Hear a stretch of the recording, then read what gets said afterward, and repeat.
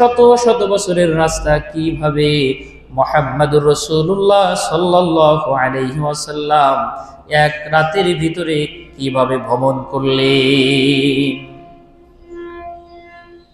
কিন্তু ঈমানওয়ালারা যারা ছিল, ঈমানের উপর যাদের বিশ্বাস ছিল, ঈমানের উপর যারা অটল ছিল, তারা মনে প্রাণে এবং বিশ্বাস করে নিলেন। শুধু তাই নয়, মুহাম্মদ যেহেতু বলেছে, তাহলে মুহাম্মদুর রাসূলুল্লাহ সাল্লাল্লাহু আলাইহি ওয়াসাল্লাম আল্লাহ তাআলার সাথে সাক্ষাৎ করে এসেছে। বলেন সুবহানাল্লাহ।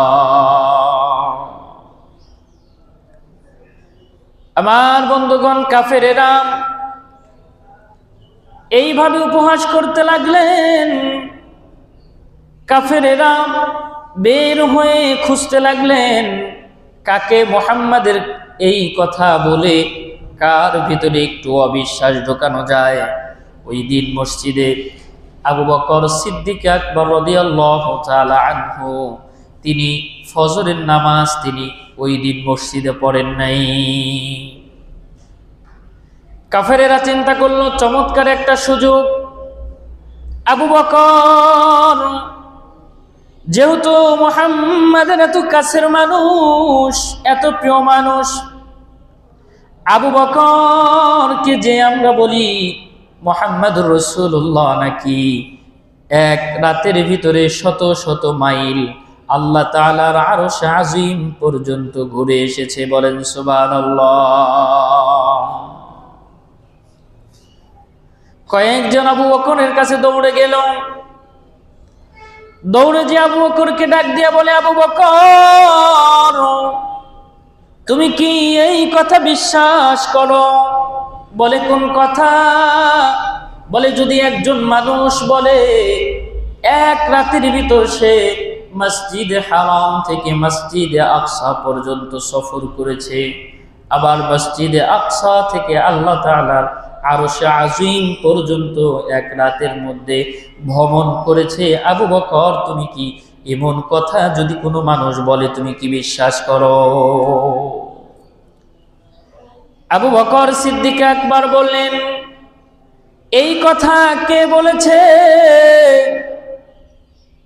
কাফেরেরা বললেন, এই কথা বলেছে মুহাম্মদুর রাসূলুল্লাহ সাল্লাল্লাহু।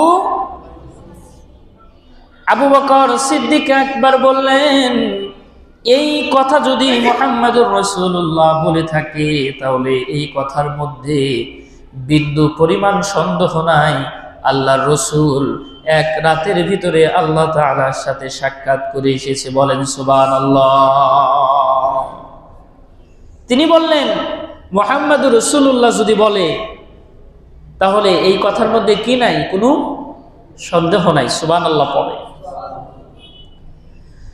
এবার কাফেরেরা উল্টা প্রশ্ন করলেন, মুহাম্মদ, কাফেরেরা চিন্তা করলেন আবু বকরের কাছে যে লাভ নাই, কারণ আবু বকরের বিশ্বাস রাসূলুল্লাহর উপরে এত বেশি যে রাসূলুল্লাহ যা বলবে আবু বকর সাথে সাথে মেনে নেবে। সুবহানাল্লাহ। তারা আবার দৌড়ে গিয়ে মুহাম্মদুর রাসূলুল্লাহ সাল্লাল্লাহু আলাইহি ওয়া আলা আলিহি ওয়াসাল্লামের কাছে গেলেন, যে বললেন, মুহাম্মদ, তুমি নাকি বাইতুল্লাহ থেকে মসজিদে আকসা পর্যন্ত সফর করেছো, মসজিদে আকসা থেকে আল্লাহ তাআলার কাছে সফর করেছো, তাহলে তুমি বলে দাও মসজিদে আকসার জানালা দরজা কয়টা? মসজিদ আকসার জানালা দরজা কয়টা তুমি বলে দাও। আচ্ছা বলেন তো, একজন এক জায়গায় সফর করতে গেছে, ওইখানে আল্লাহ নিছেন নামাজ পড়াইতে মসজিদ আকসা থেকে, ধরেন এই মসজিদে একজন নামাজ পড়তে আসছে, সে আসার পরে কি জানলা দরজা গুনছে? কেউ কি জানলা দরজা গুনতে যায়? মুহাম্মদুর রাসূলুল্লাহ গেছেন মসজিদ আকসা পর্যন্ত, মসজিদ আকসা তিনি ভ্রমণ করেছেন, ওখানে তিনি নামাজ পড়েছেন। এইভাবে মুহাম্মদুর রাসূলুল্লাহ সাল্লাল্লাহু আলাইহি ওয়াসাল্লামকে মিথ্যা প্রমাণ করার জন্য, ছোট করার জন্য কাফেরেরা এইভাবে আশ্চর্যজনক প্রশ্ন তারা ছুড়ে দিচ্ছেন। বলেন নাউজুবিল্লাহ। কিন্তু মুহাম্মদুর রাসূলুল্লাহ না করলেন না। তিনি চিন্তা করলেন, আমি যদি মসজিদের দরজা জানলা কয়টি আছে যদি বলে দিতে না পারি, আর মসজিদে আকসার ভিতরে কি কি আছে এই বিষয়গুলো আমি যদি বলে দিতে না পারি, তারা আমাকে সন্দেহ করবে। বলেন নাউজুবিল্লাহ। মুহাম্মদুর রাসূলুল্লাহ বলেন, এই জিনিস ভেবে ভেবে আমার ভিতরে শুধু পেরেশানি হচ্ছে। আমি তো মসজিদের দরজা জানলা গুনি নাই, আমি তো এখানে ঢুকছি, কিন্তু কাফেরেরা আমাকে প্রশ্ন করেছে, মুহাম্মদ আপনি যদি মসজিদে আকসার দরজা জানালা কয়টা আছে বলে দিতে পারেন, তাহলে আমরা আপনার উপরে ঈমান আনব। এবার মুহাম্মদুর রাসূলুল্লাহ টেনশনে পড়ে গেলেন, পেরেশান হইলেন। আল্লাহ তাআলা ডাক দেয়া বলে, মুহাম্মদুর রাসূলুল্লাহ টেনশন করার কোনো কারণ নাই, আমি আল্লাহ তাআলা আপনাকে মসজিদে আকসাটাকে আপনার চোখের সামনে ভাসায় দিলাম। আপনি মসজিদে আকসার জানালা দরজাগুলো আপনি গুনে গুনে কাফেরদেরকে বলে দেন। বলেন সুবহানাল্লাহ। মুহাম্মদুর রাসূলুল্লাহ সাল্লাল্লাহু আলাইহি ওয়া আলা আলিহি ওয়াসাল্লামের সামনে মসজিদ আকসাটাকে ধরা হলো, আর আল্লাহর রাসূল সাল্লাল্লাহু আলাইহি ওয়াসাল্লাম মসজিদ আকসার কয়েকটা জানালা আছে, কয়েকটা দরজা আছে, আল্লাহর রাসূল গুনে গুনে কাফেরদেরকে বলে দিলেন। বলেন সুবহানাল্লাহ। সব কিছু যখন মিলে গেল, মুহাম্মদুর রাসূলুল্লাহ যা বলছে সব কিছুই যখন মিলে যায়, তখন তাদের একটা কথা আছে না নাই? তারা বললেন, মুহাম্মদ কত বড় জাদুকর। বলেন নাউজুবিল্লাহ। শেষ কথায় ঠাই বলতে পারছে, প্রশ্ন করছে, উত্তর দিয়ে দিয়েছে। সুবহানাল্লাহ পড়ে। শেষ কথা একটাই, মুহাম্মদ জাদুকর, অনেক বড় জাদুকর। কয়টা জানলা দরজা আছে বলে দিতে পারে। নাউজুবিল্লাহ পড়ে। আমার বন্ধুগণ, অবিশ্বাসীরা তারপরেও বিশ্বাস করে নাই। এই পৃথিবী জুড়ে এখনো কিছু মানুষ আছে যারা শুধু যুক্তি তর্কর এইভাবে মানদণ্ডে তারা দাঁড়িয়ে যায়। তারা বিশ্বাস করতে চায় না। তারা বলে, কিভাবে সম্ভব এক রাতের ভিতরে মুহাম্মদুর রাসূলুল্লাহ তামাম আরশ আজিম, সাত আসমান জমিন ঘুরে কিভাবে এক রাতের মধ্যে সম্ভব? কিন্তু ঈমানওয়ালারা বলে, আল্লাহর উপরে যাদের ঈমান আছে তারা এক বাক্যে মেনে নিচ্ছে, আল্লাহ তাআলার পক্ষে সবই সম্ভব। আমার বন্ধুগণ, বলতেছিলাম আল্লাহ রাসূল সাল্লাল্লাহু আলাইহি ওয়া আলা আলিহি ওয়াসাল্লাম মসজিদে হারাম থেকে মসজিদে আকসার দিকে রওনা হয়ে গেছেন।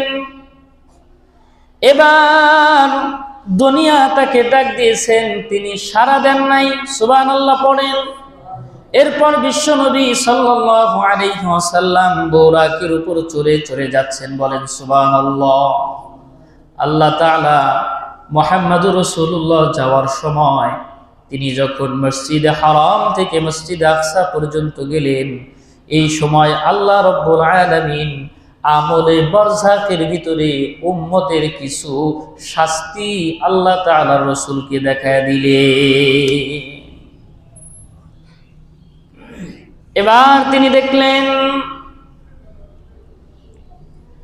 আল্লাহর কিছু বান্দা মানুষ রক্তের দরিয়ার মধ্যে হাবুডুবু খাচ্ছেন, আর তারা এইভাবে পাথরগুলোকে হাতের মধ্যে নিয়ে তারা চাবায়া চাবায়া খাচ্ছে। বলেন নাউজুবিল্লাহ। আল্লাহ রাসূল সাল্লাল্লাহু আলাইহি ওয়া আলা আলিহি ওয়াসাল্লাম জিবরাইলকে জিজ্ঞাসা করলেন, জিবরাইল এরা কারা? জিবরাইল আলাইহিস সালাতু ওয়াস সালাম বললেন, ইয়া রাসূলুল্লাহ এরা হলো আপনার উম্মতের মধ্যে ওই সমস্ত লোক যারা সুদ খেত, তাদেরকে আল্লাহ তাআলা কিয়ামত পর্যন্ত এই রকম শাস্তির ব্যবস্থা করে দিয়েছে। বলেন নাউজুবিল্লাহ। আল্লাহ রাসূলকে জিবরাইল বললেন এই শাস্তি কেন? বলেন এই শাস্তি এই জন্যে, তারা মানুষের রক্ত ঘাম ঝরানো ঘাম ঝরানো উপার্জন দিয়ে, রক্তকে পানি করা উপার্জন দিয়ে, এই উপার্জনের টাকা তারা সুদ খেত। এই কারণে আল্লাহ তাআলা তাদেরকে শাস্তি স্বরূপ রক্তের এই দরিয়ার মধ্যে তারা হাবুডুবু খাচ্ছে। বলেন নাউজুবিল্লাহ। আমার বন্ধুগণ, আরো কিছু অগ্রসর হলেন। অগ্রসর হওয়ার পর তিনি দেখলেন কিছু মানুষের মাথার উপরে পাথর দিয়ে মারা হচ্ছে, আর মাথাগুলো চূর্ণ বিচূর্ণ হয়ে এদিক সেদিক চোরাফেরা করছে, এদিক সেদিকে ছিটিয়ে ছিটিয়ে পড়ে যাচ্ছে। আল্লাহর রাসূল জিজ্ঞাসা করলেন, জিবরাইল, এরা কারা? কিসের কারণে তাদের এমন শাস্তি দেওয়া হচ্ছে? জিবরাইল আলাইহিস সালাতু ওয়াস সালাম বললেন, ইয়া রাসূলুল্লাহ, ইয়া হাবিবাল্লাহ, আপনার উম্মতের মধ্যে কিছু মানুষ ছিল যারা ফরজ সালাতে, ফরজ নামাজে যারা গাফলতি করত। এই গাফলতির কারণে আল্লাহ তাআলা কিয়ামত পর্যন্ত তাদের মাথার উপরে এই শাস্তিগুলো চাপায়া দিয়েছেন। বলেন নাউজুবিল্লাহ। আমার বন্ধুগণ, মুহাম্মদুর রাসূলুল্লাহর একটু অগ্রসর হলেন। অগ্রসর হওয়ার পর তিনি দেখলেন কিছু মানুষের এই আঙ্গুলিগুলো তামা দিয়ে বানানো, আর এই আঙ্গুলি দিয়ে যার যার নিজের মাংসগুলো এইভাবে ছিঁড়ে ছিঁড়ে ছিঁড়ে ছিঁড়ে খামচে খামচে এইভাবে ছিঁড়ে ছিঁড়ে ফেলাচ্ছে।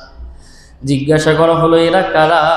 বলে, ইয়া রাসূলুল্লাহ, ইয়া হাবিবাল্লাহ, আপনার উম্মতের মধ্যে এই সমস্ত মানুষ হলো তারা যারা একে অপরের সব সময় গীবত করত। কি করত? এই কারণে আল্লাহ তাআলা এই শাস্তি তাদেরকে দিয়েছেন।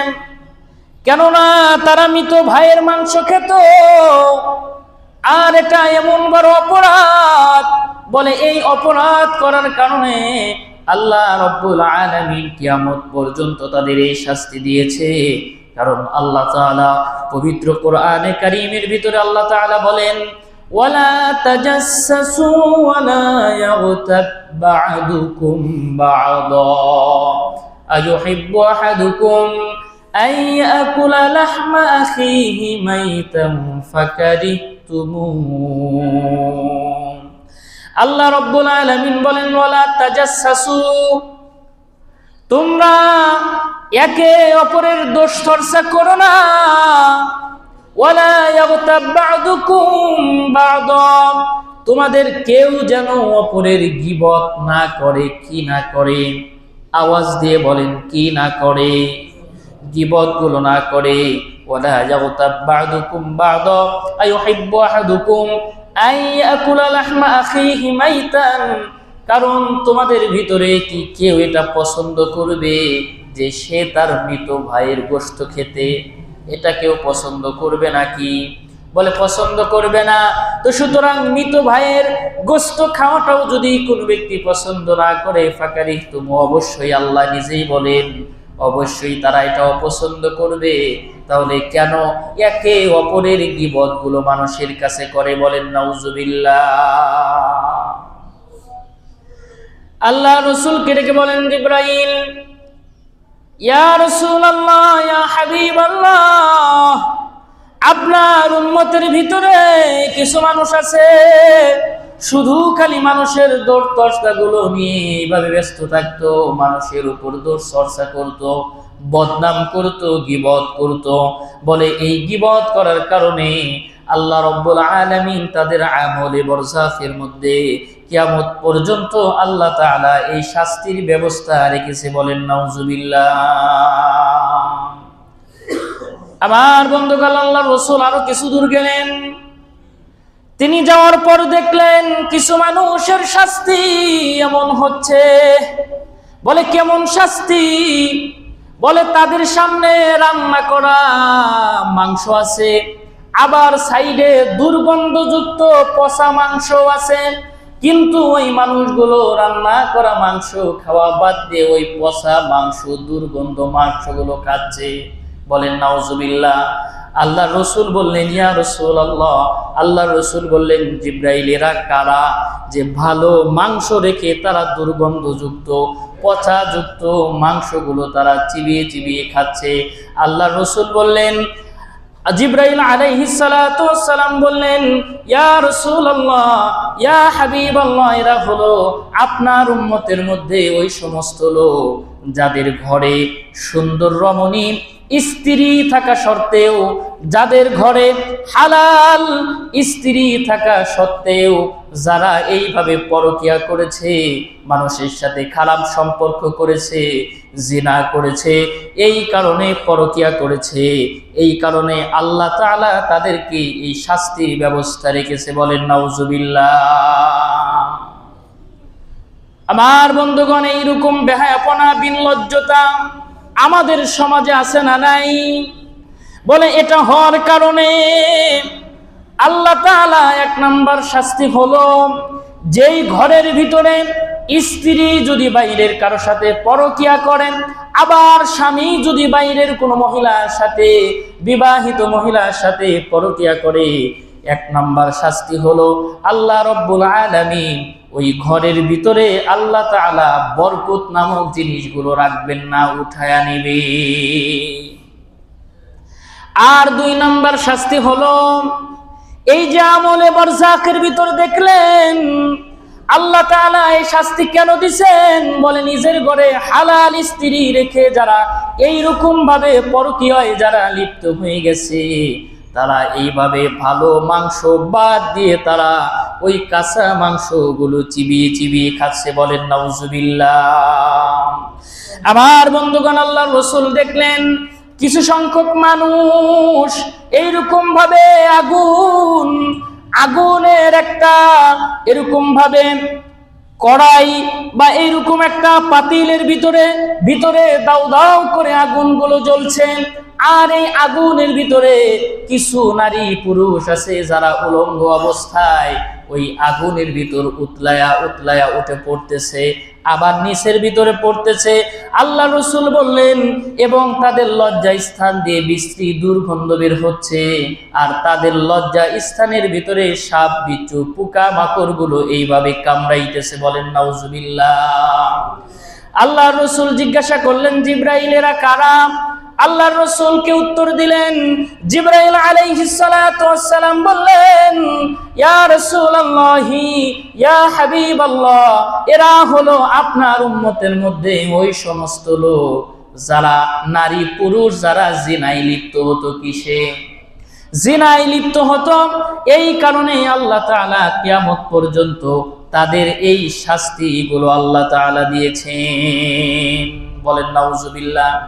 আমার বন্ধুগণ, অন্য কোনো গুনাহ করলে আল্লাহ তাআলার এত প্রেস্টিজে লাগে না, মানুষ জিনা করলে আল্লাহ তাআলার যত প্রেস্টিজে লাগে। কেন? বলে আল্লাহ তাআলার ব্যক্তিত্বে এমন ভাবে লাগে, এই কারণে আল্লাহ তাআলা জিনাকারিনী পুরুষ এবং নারীর জন্য এমন শাস্তি দুনিয়ার ভিতরেই নির্ধারণ করছে।